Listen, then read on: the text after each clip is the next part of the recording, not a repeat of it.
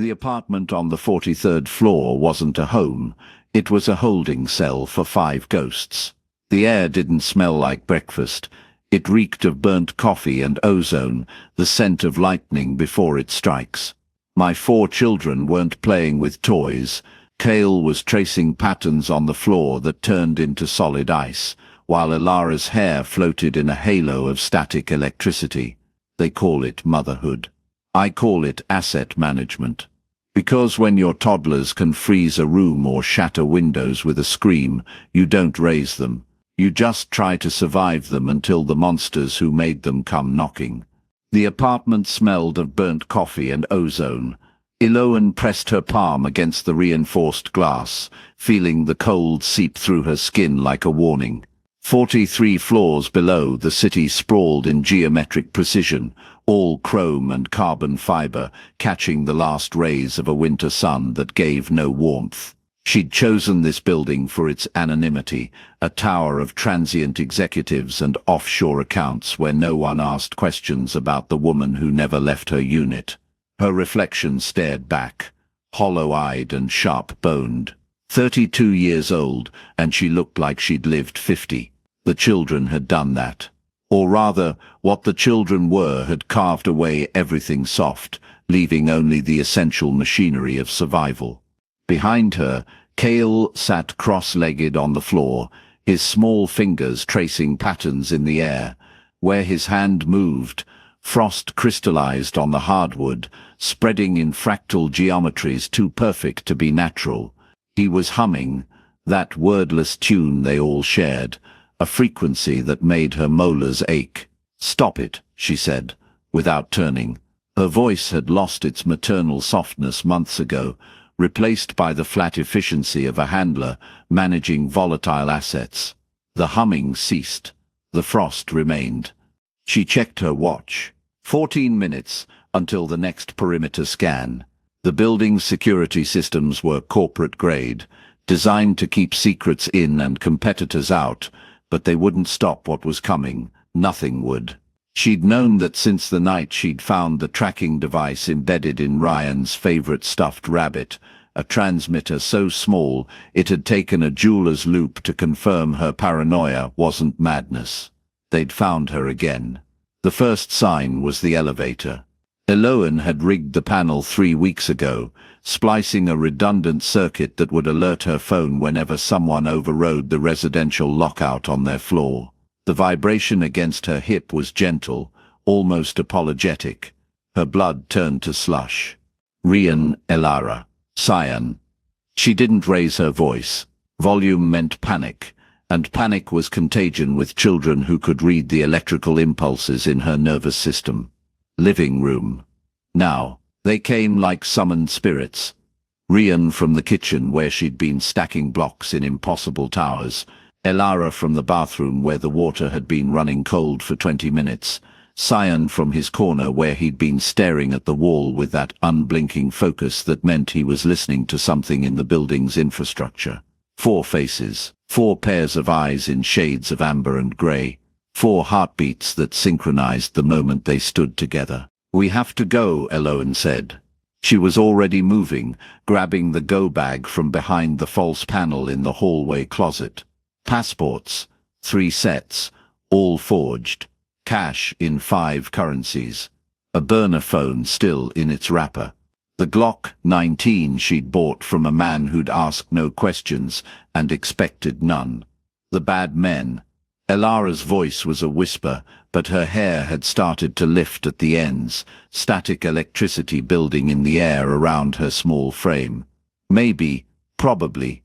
Eloan shoved the gun into her waistband, felt its weight settle against her spine like a cold promise. "We're not waiting to find out." She pulled up the building schematic on her tablet, the one she'd memorized but needed to see anyway, needed the concrete reality of exits and stairwells. The service elevator. 43 floors down through the maintenance shaft, then the loading dock, then the lights went out. Not a flicker, not a brownout. One moment the apartment was bathed in the sterile glow of LED fixtures, the next it was drowning in darkness so complete It felt textured, alive. "Mommy." Cyan's voice small and terrified. Then the windows exploded. Not shattered. Exploded. Outward. As if something inside Cyan had reached critical mass and detonated, turning reinforced glass into 1,000 glittering projectiles that hung suspended in the air for one impossible heartbeat before scattering into the void. The wind hit like a fist. Arctic air screaming through the gap, carrying the smell of diesel and distant snow. Eloin grabbed Cyan, felt his small body rigid with terror, his scream still locked in his throat. "It's okay. It's okay. I've got you." Lies. Necessary lies. She pulled him close, shielding his face from the wind, while her mind calculated trajectories and consequences. Glass raining down on the street below. Witnesses. Cameras. The kind of attention that would bring more than corporate extraction teams. Kale and Rian had pressed themselves against the interior wall, their hands clasped. The frost was spreading faster now, creeping across the floor in branching patterns that looked almost like script, some ancient language written in ice. Elara stood alone in the center of the room, her hair a corona of static, her eyes reflecting light that wasn't there. "They're in the building," she said. Not a child's voice. Something older, colder. "I can feel them. Metal and meat, and something else. Something hungry." Eloin's hand found the gun. The weight was inadequate. Laughable. What good were bullets against whatever had sent these children into existence? Against the corporate machinery that wanted to reclaim its investment. The door to the apartment didn't break. It simply ceased to be locked. The electronic mechanism surrendering with a soft click that was somehow more terrifying than any forced entry. She raised the gun, aimed at shadows. The man who stepped through wore a suit that cost more than her yearly salary. Charcoal gray, cut with surgical precision. His shoes made no sound on the hardwood. His face was forgettable in the way that expensive faces were, symmetrical, ageless, empty of anything resembling human warmth. "Yarrow." His voice was modulated, pleasant. "We've been looking for you." She didn't let him finish. The Glock barked once, twice, 3 times. Center mass, the way she'd practiced at the range during the children's nap time, imagining this exact moment. The bullets hit. She saw the impact, saw his body jerk. He smiled. "We really must insist." Cyan screamed, not in fear this time. In rage. In power that had been building since the moment of his unnatural birth. The remaining furniture lifted off the floor, chairs, table, the couch that weighed 200 pounds. They hung suspended, trembling, then launched themselves at the man in the doorway with enough force to pulverize bone. He raised one hand. The furniture stopped, dropped. "Enough," he said. Eloin grabbed Cyan, grabbed Kale, screamed for Ryan and Elara to run. The service stairs. The loading dock. Any direction that wasn't here. They made it to the hallway. Made it to the emergency exit. Made it down 3 flights before the lights came back on, and she heard the footsteps above and below coordinated, professional, closing like a trap. The loading dock was empty. No, not empty. A car idled in the shadows, matte black, lines too sleek to be civilian. The driver's door opened. A man stepped out, tall, pale, wearing a suit that made the other one look like a costume. His eyes caught the light and held it, reflecting it back in shades of silver and ice. "Eloin Yarrow," he said. His voice was silk over razors. "I believe we need to talk about my children." The world tilted. The children's hands tightened in hers. Behind them, footsteps. Ahead, this stranger who knew her name and called the quadruplets his. She raised the gun one more time, knowing it was useless, knowing everything was useless. He smiled. It didn't reach his eyes. "Lower the weapon." he said. "I'm not here to harm you. I'm here because you're the only thing standing between them and a fate worse than death. And I'm afraid, Miss Yarrow, that your time as their sole protector has just expired." The gun felt like a lead weight in Eloan's hand. Her finger trembled against the trigger guard, every nerve screaming that this man, this creature, could move faster than she could fire. The loading dock's fluorescent lights hummed overhead, casting his pale features in harsh relief.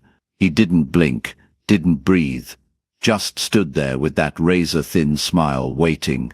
"Lower it," he repeated, softer this time. Please, the please undid her more than any threat could have. Her arm dropped, muscles burning from the sustained tension. The quadruplets pressed against her legs, 4 small bodies radiating heat and terror in equal measure. She could feel their hearts hammering through their thin pajamas. "Who are you?" Her voice cracked on the words. "Stellan Vance." He took a single step forward. The children flinched. He stopped immediately, hands rising in a gesture of surrender that looked wrong on someone who radiated such absolute authority. "And I'm their father." The world lurched sideways. Eloan's free hand found the loading dock's metal railing, cold and solid and real. "That's impossible. Their father is dead." His eyes, those impossible silver eyes, found hers and held. "Yes, I was. For 5 years I was as good as dead. But I'm here now, and they're in danger from people who will use them as weapons or destroy them trying." Footsteps echoed in the stairwell behind them. Multiple sets, descending with military precision. Stellan's jaw tightened, the first crack in his controlled facade. "We don't have time for this conversation here." He gestured to the car. "My team is securing the building, but there are more coming. Always more. Get in the car, Eloan. Let me protect what's mine." "What's mine?" The possessiveness in those words sent ice down her spine. But the footsteps were getting closer, and Cale was shaking so hard his teeth chattered, and she'd spent 4 years keeping these children safe through instinct and improvisation and sheer desperate love. Sometimes survival meant trusting the monster you could see over the ones hunting in the dark. "If you hurt them," she started. "I won't." He moved to the car's rear door, opened it with a smooth economy of motion. The interior was black leather and tinted windows and the faint scent of something expensive and cold. "I give you my word. For whatever that's worth to you right now, it was worth nothing.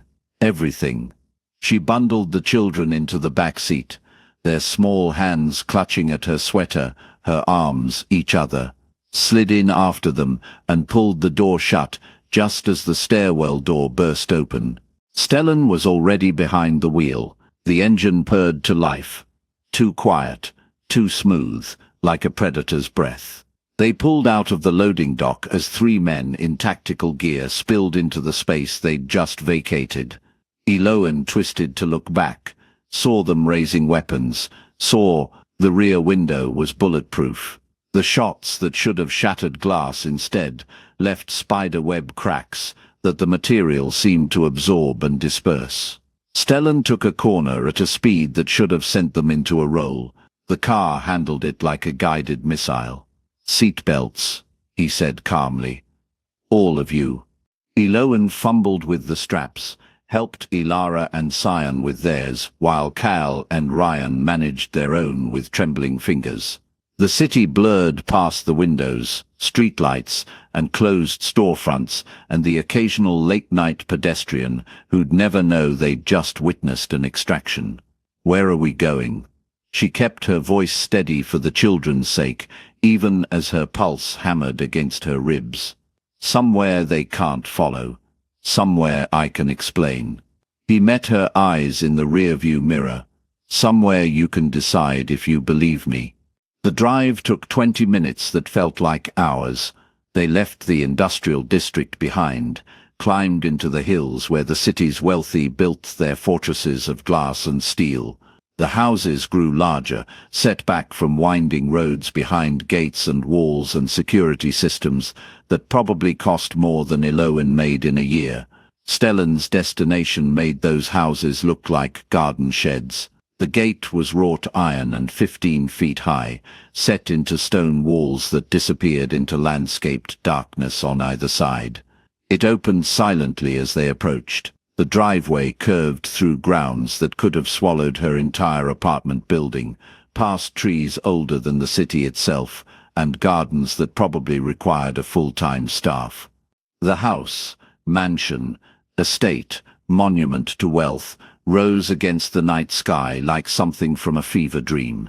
Modern architecture softened by old-world stonework, floor-to-ceiling windows glowing with warm light, balconies and terraces that promised views of the entire city below. Stellan pulled into a garage that housed 6 other vehicles, each one worth more than everything Eloan had ever owned combined.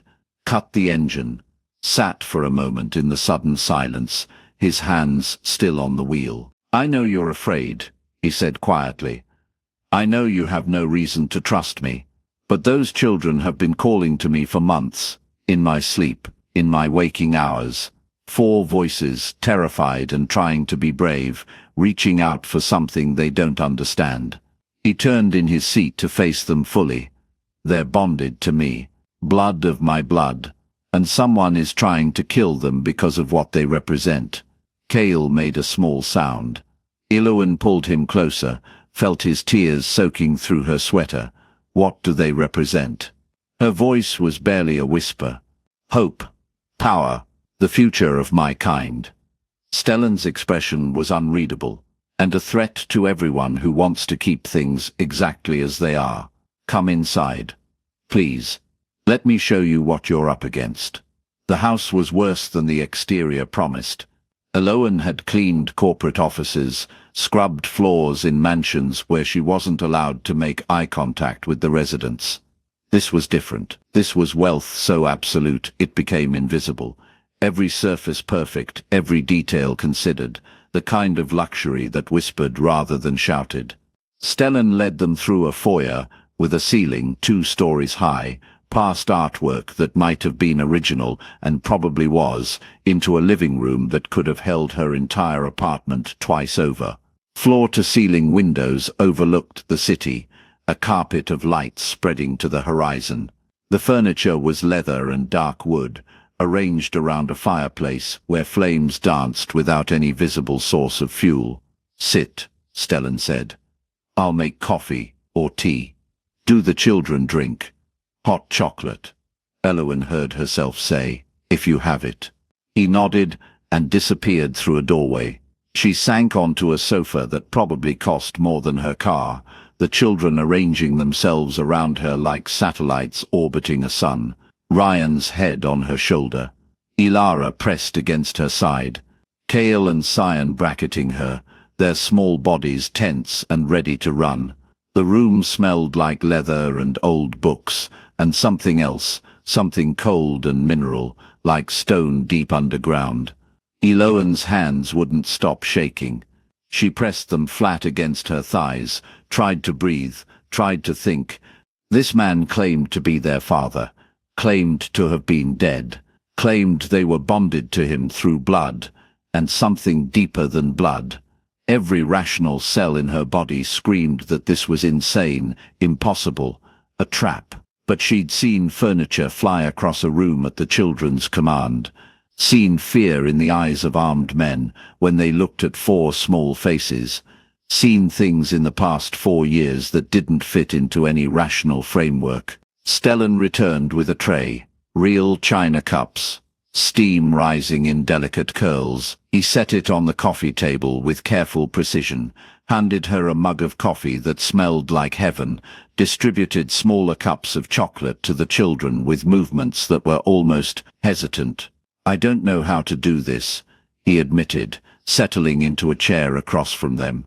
"I don't know how to be what they need, but I know what's hunting them, and I know I'm the only one with the resources to keep them safe." "What's hunting them?" Eloan wrapped her hands around the mug, Let the heat seep into her frozen fingers. Synthetics. The word came out like a curse.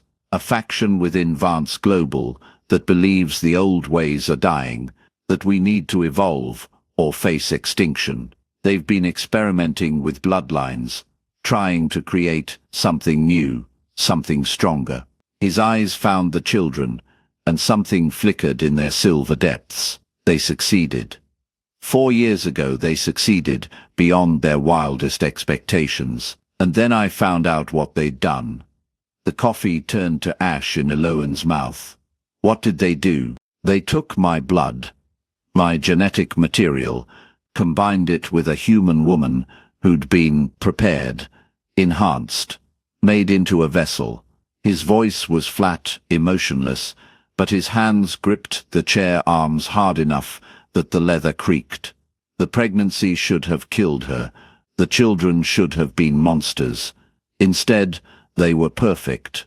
4 perfect children with abilities that shouldn't exist. And synthetics wanted to raise them as weapons. Cyan whimpered. Eloan's arm tightened around him. I shut down the program. Stellan continued. Destroyed the facility. Scattered the researchers, but I couldn't find the children. Couldn't find any trace of them. And then I was betrayed by someone I trusted, poisoned with something that put me in a coma for 5 years. When I woke up 3 months ago, the first thing I felt was them.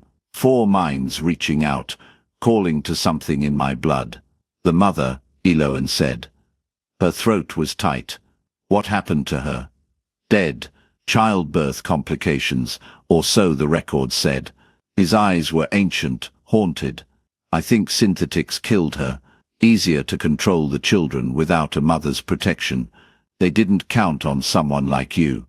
The weight of his gaze was almost physical. Eloan forced herself to meet it. Someone like me. Someone who'd fight the world to keep them safe. Someone they'd bond to almost as strongly as they bonded to me. He leaned forward, elbows on his knees. You feel it, don't you? The connection. The way you always know when they're afraid or hurt. The way they can find you in a crowd. Sense your emotions before you speak them. She did. God help her, she did. 4 years of knowing when Kale had nightmares before he cried out. Of finding Elara in hide and seek without looking. Of feeling Ryan's joy and Cyan's fear like they were her own emotions. What are they? She whispered. Mine. The possessiveness was back, stronger now. And yours, and themselves. They're children, Eloan. Children who deserve a chance to grow up without being hunted, without being used. And I'm asking you to trust me long enough to give them that chance. The fire crackled. Outside the city sprawled in its bed of lights, oblivious to the conversation happening in this room. Eloan looked at the children. Her children, no matter what blood said, and saw their exhaustion, their fear, their desperate need for safety. How long? She asked. How long until they're safe? I don't know. At least he was honest. Synthetics has resources, connections. They've been operating in the shadows of Vance Global for decades, but I'm taking back control of the company, rooting them out. It will take time. And in the meantime, you stay here, all of you, under my protection. In my home. He stood, moved to the windows, his reflection ghostly against the darkness beyond. I have security that makes Fort Knox look like a garden shed. Resources that can track threats before they materialize. And I have something Synthetics doesn't. What? He turned, and his smile was all teeth and cold promise. I have you. The woman who kept them hidden and safe for 4 years through nothing but determination and love. The woman they trust more than anyone in the world. Work with me, Eloan. Help me understand them. And I swear on everything I am, I will burn Synthetics to the ground before I let them touch these children again. The vow hung in the air between them, heavy with weight and consequence. Eloan felt the children's attention on her, waiting for her decision. felt the exhaustion in her bones, the fear that had been her constant companion for 4 years, the desperate hope that maybe, just maybe, she didn't have to do this alone anymore. 1 week, she said. We stay for 1 week. You prove you can keep them safe. Prove you're who you say you are. And then we decide. Together. Together, Stellan agreed. I'll have rooms prepared. You'll have your own wing, privacy, anything you need. And tomorrow, I'll show you exactly what we're up against. He kept his word. The wing he gave them was larger than most houses. 4 bedrooms for the children, a master suite for Eloan, a common room with toys and books and everything children could want. The beds were too soft, the sheets too fine, but the children fell asleep within minutes of being tucked in, their small bodies finally surrendering to exhaustion. Eloan stood in the doorway of her room, looking out at the city below, and tried to process everything that had happened. 24 hours ago, her biggest worry had been making rent. Now she was living in a mansion with a man who claimed to be a vampire, protecting children who could move objects with their minds, running from a conspiracy that wanted to turn them into weapons. A knock at the door. Soft, respectful. She opened it to find Stellan standing in the hallway, changed into casual clothes that somehow made him look more dangerous rather than less. I wanted to check, he said, make sure you had everything you needed. We're fine. She didn't move from the doorway, didn't invite him in. Thank you. He nodded. Started to turn away. Stopped. Eloan, what you've done for them, keeping them safe, keeping them together, keeping them human, despite everything. I can never repay that, but I can try, and I will. They're not weapons, she said fiercely. They're children. They like stories and hot chocolate and drawing pictures. Kale wants to be a veterinarian. Ryan loves music. Ilara collects rocks. Cyan is afraid of the dark but won't admit it. They're people, not tools.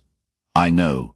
His voice was soft, almost gentle, and I'll do everything in my power to make sure they stay that way. He left. Eloan closed the door, leaned against it, and finally let herself shake. Let herself feel the terror and relief and desperate hope warring in her chest. Let herself wonder if she'd just made the best decision of her life or signed all their death warrants. The week passed in a blur of luxury and tension. Stellan kept his distance, giving them space to adjust, while his security team, discreet, professional, armed to the teeth, patrolled the grounds. He showed her the files on synthetics, thick folders full of names and dates and experiments that made her stomach turn. Showed her the evidence of his 5-year absence, medical records and security footage that proved his story. Showed her, slowly, carefully, that he was telling the truth. The children warmed to him gradually. Kakil first, drawn by Stellan's quiet patience. Then Elara, who demanded stories about the house and its history. Rian and Cyan held back longer, but even they couldn't resist when Stellan converted one of the rooms into a music studio, instruments and equipment that made Rian's eyes go wide with wonder. Eloan watched it all, torn between relief and something that felt dangerously like jealousy. These were her children.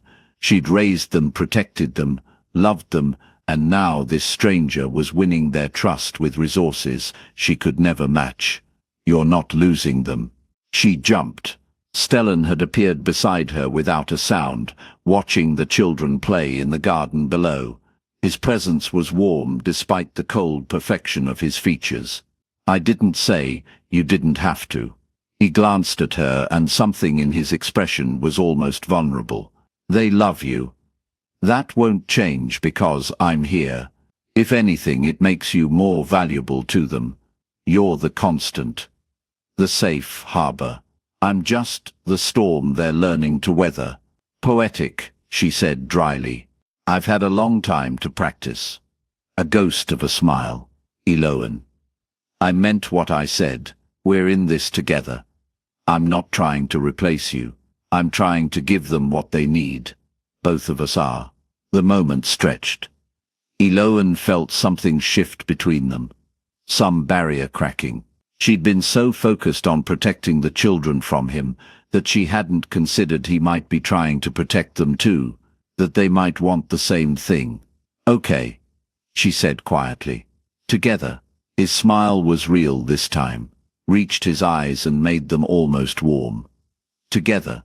The attack came on the 8th day. Eloan woke to alarms screaming through the house, red lights pulsing in the hallway. Stellan was at her door before she could reach it, dressed in black tactical gear, his face a mask of cold fury. Stay with the children, he ordered. Lock the panic room door. Don't open it for anyone but me. What's happening? They found us. He was already moving, pulling weapons from hidden panels in the walls. Synthetics. They're breaching the perimeter. My team will handle it, but I need you safe. All of you safe. Go. Now. She ran, gathered the children from their beds, their sleepy confusion turning to terror as the alarms registered. The panic room was hidden behind a bookcase in the common room, steel reinforced and stocked with supplies. She herded them inside, sealed the door, and waited in the darkness while the world exploded outside. It took 3 hours. 3 hours of muffled sounds, gunfire, shouting, something that might have been screaming. 3 hours of holding 4 terrified children and promising them everything would be okay while having no idea if it was true.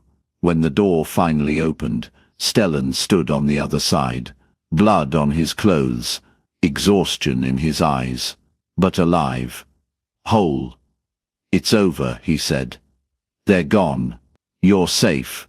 Eloan wanted to believe him, wanted to collapse into the relief flooding her system. But she'd learned long ago that safety was temporary, that threats could come from anywhere. She was right to be cautious. The man who appeared in the doorway behind Stellan moved with casual confidence, his suit immaculate, despite the chaos of the past hours. Silver hair, cold eyes, a smile that promised pain. Actually, Victor Crane said, pulling a sheaf of papers from his jacket, I'm afraid no one here is safe.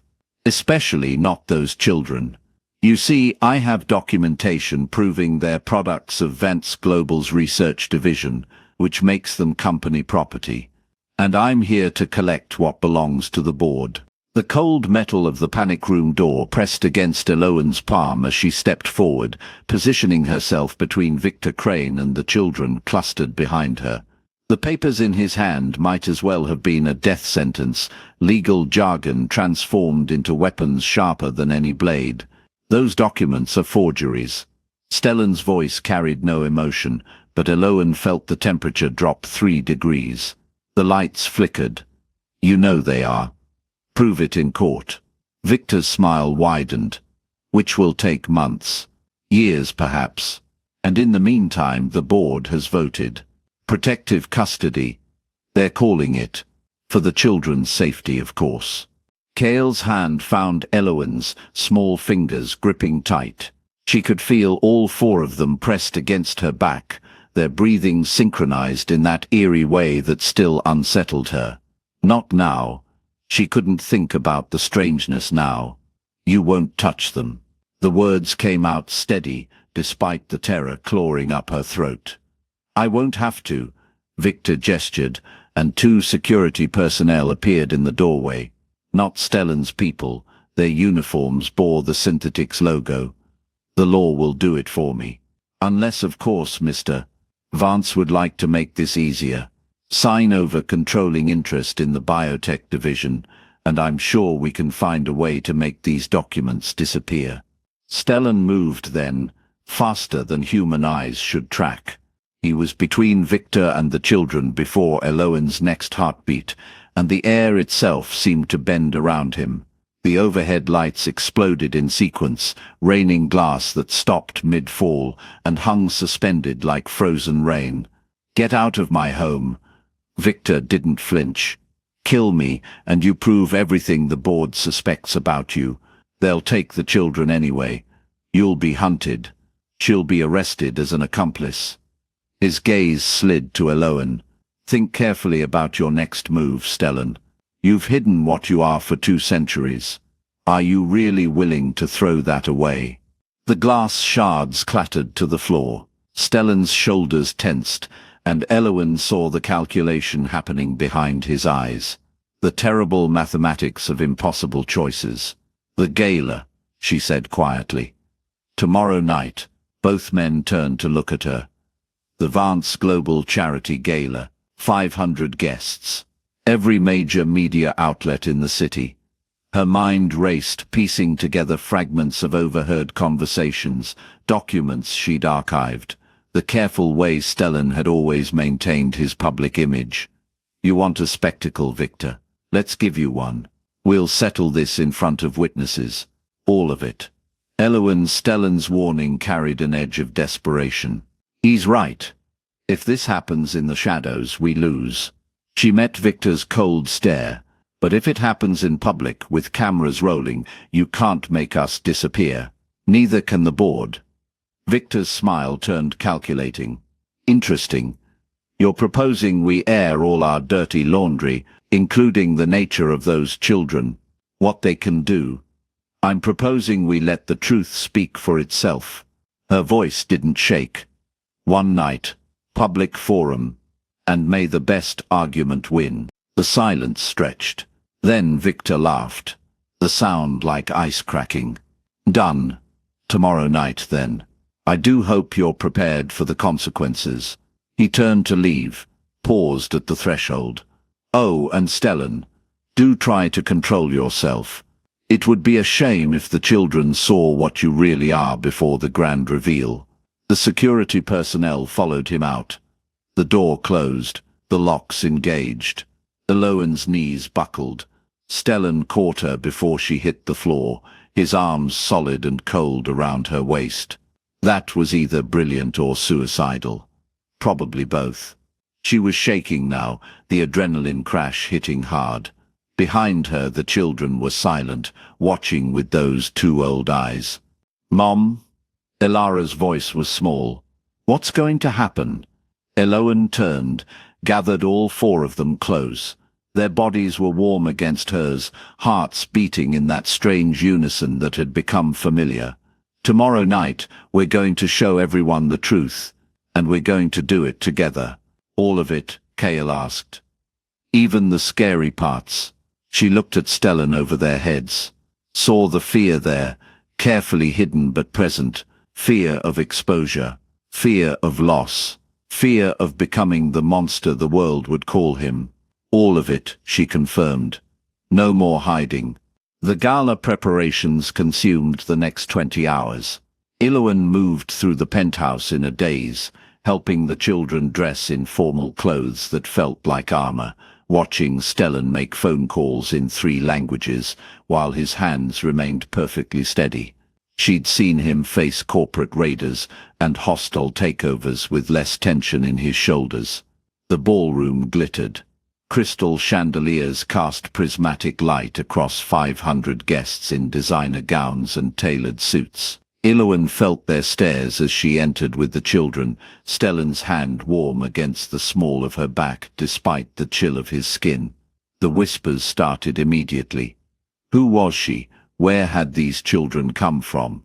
What was Vance playing at? Victor Crane held court near the stage, surrounded by board members and journalists.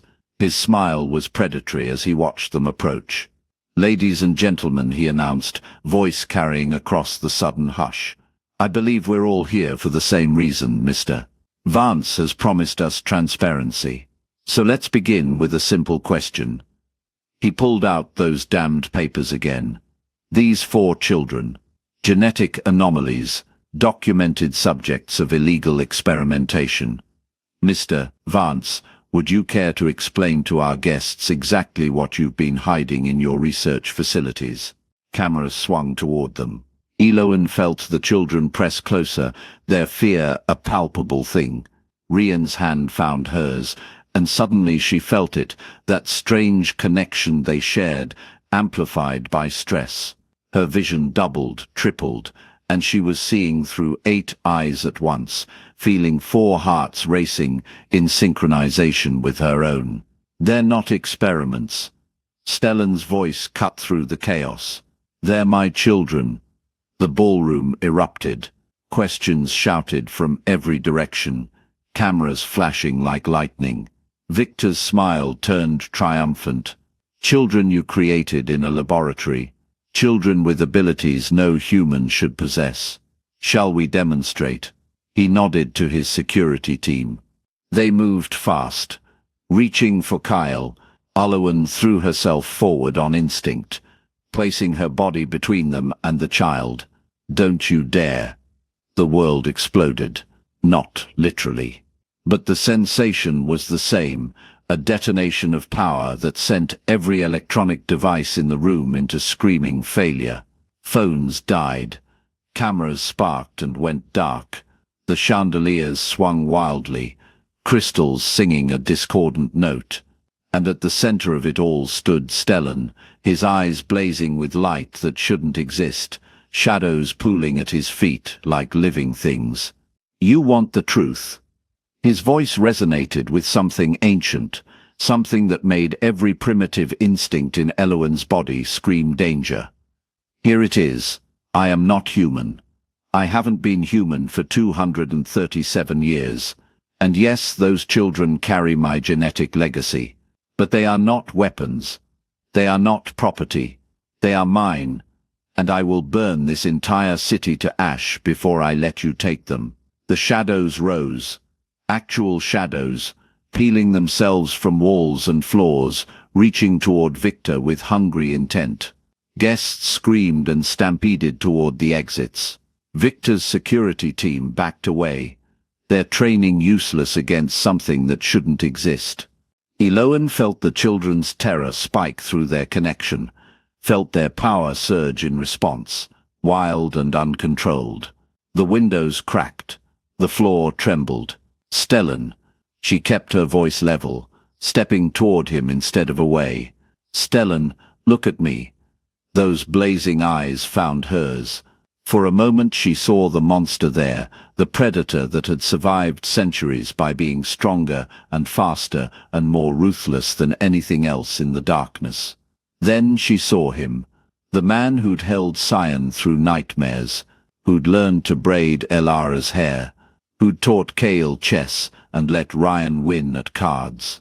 "They're watching," she said quietly. "The children, they're scared." The shadows hesitated. Stellan's gaze shifted past her to where the 4 of them huddled together, their eyes wide and glowing with that same unnatural light.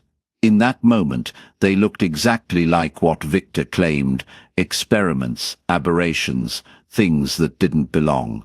Then Kale spoke. "Dad?" One word, trembling and small and completely human despite everything. The shadows collapsed. The light in Stellan's eyes dimmed. He dropped to his knees, and suddenly he was just a father, reaching for his terrified children with shaking hands. "I'm sorry." His voice broke. "I'm so sorry. I didn't mean to frighten you." They crashed into him, all 4 at once, clinging with desperate strength. Eloan knelt beside them, wrapping her arms around the whole tangled mass of her family, while the world watched through the few cameras that had survived, broadcasting this moment to millions. Victor Crane stood frozen, his victory turned to ash, because the footage would show everything, the threat to children, the corporate conspiracy, and yes, the impossible truth of what Stellan was. But it would also show this, a father protecting his family, a mother standing between her children and harm, 4 kids who just wanted to be safe. The narrative he'd tried to craft crumbled in real time. Security, real security, Stellan's people flooded the ballroom. Police followed. In the chaos of statements and arrests and legal maneuvering, Eloan held her family together and watched the sun rise through the broken windows. They went home as dawn painted the sky pink and gold. The penthouse felt different now, exposed in ways that had nothing to do with the shattered glass or damaged walls. Everything had changed. The carefully constructed lies, the protective anonymity, all of it gone. Stellan stood at the window, watching the city wake. Eloin came to stand beside him, their shoulders touching. "The board will come for you," she said quietly. "The government may be worse. I know. We'll fight them." He turned to look at her then, and his eyes were just eyes again, grey and tired and infinitely grateful. "We," she took his cold hand in hers. "All of us, together." Behind them, the children slept in a nest of blankets on the living room floor, their breathing finally synchronized in peace rather than fear. Morning light touched their faces, making them look young and innocent and perfectly, impossibly human. Outside, the world was waking to impossible truths. Inside, a family held each other close and faced the uncertain future with something that felt dangerously like hope. The city hummed below. The sun climbed higher, and in the ruins of their old life, something new began to grow.